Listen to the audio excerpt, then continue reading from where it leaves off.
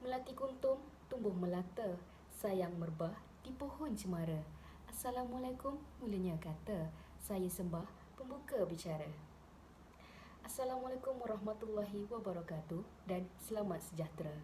Nama saya Rifhan Dania binti Zulhaidi, merupakan murid dari Sekolah Menengah Kebangsaan Kenogen Konvent, Kluang, Johor. Pada tahun ini, saya berumur 17 tahun. Saya memegang jawatan sebagai pengawas pusat sumber sekolah.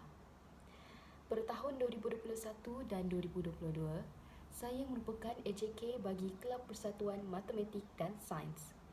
Pada sesi persekolahan 2022, saya merupakan komander bagi Badan Beruniform Pandu Puteri. Berdirinya saya di sini, saya ingin berkongsi tentang buku yang saya minati, iaitu novel yang bertajuk Bupala karya Rahman Haji Yusof. Naskah ini sebenarnya adalah novel satira politik. Banyak sindiran-sindiran halus yang disajikan oleh encik penulis. Masalah-masalah politik yang mungkin sedang terjadi di dalam negara ini tetapi tidak disampaikan secara terus. Kisah naskah ini adalah berkaitan seorang lelaki yang kematian isteri yang sangat dicintainya sehingga seluruh jiwa raga jejaka itu tidak berfungsi lagi kerana tidak mampu menerima kenyataan yang menjengah. Bonda dan ayahnya sudah buntu fikiran dan tidak tahu bagaimana untuk memulihkan semangat dan jiwa sang anak.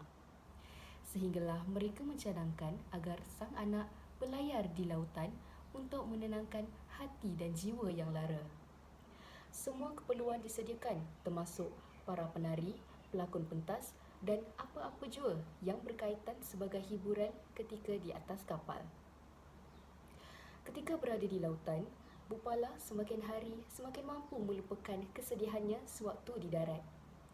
Dia semakin gembira dengan pelayarannya sewaktu di lautan. Namun, hari demi hari, Bupala semakin berubah dan mengkehendaki semua yang berada di atas kapal besar tersebut menggelarkannya sebagai seorang raja. Semua harus tunduk dengan kehendaknya.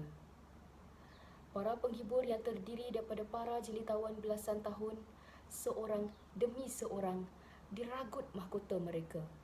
Satu persatu diperkosa oleh Bupala. Kapal besar menjadi tempat berjudi.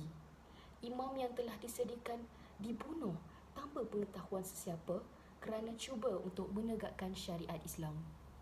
Arak menjadi minuman utama Bupala dan sekutunya.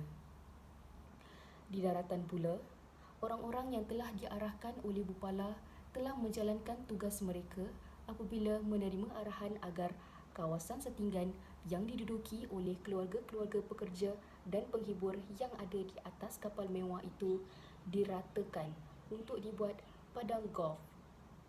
Ramai yang memberontak namun hanya diabaikan. Menteri yang mereka sokong sewaktu pilihan raya dijalankan dahulu hanya membantu sedikit sahaja dan terus mengabaikan mereka. Sehinggalah tiba suatu hari, Jasdi yang sakit hati kerana gadis yang disukainya, iaitu Salbiah, turut sama telah diperkosa, merancang untuk membunuh Bupala.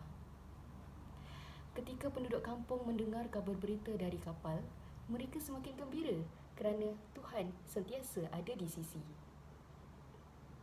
Sebenarnya banyak pengajaran yang boleh saya dapati melalui novel ini. Antara pengajaran yang penting ialah kita wajiblah amanah dalam melaksanakan tugas. Sebagai manusia, sikap bertanggungjawab perlu ada dalam diri kita. Jika sikap ini pupus, maka huru-haralah dunia. Dek kerana sikap munafik seseorang, ia dapat memecah belahkan masyarakat. Selain itu, kita juga mestilah sentiasa merendah diri kerana sikap bongkak, angkuh dan sombong dapat memberi padah kepada kita. Sesungguhnya, tiada yang lebih berkuasa melainkan Tuhan Yang Maha Esa. Dan ingatlah, daripada Tuhan kita datang dan kepada Tuhanlah kita kembali. Sekian, wabil taufiq wal hidayah. Wassalamualaikum warahmatullahi wabarakatuh. Terima kasih.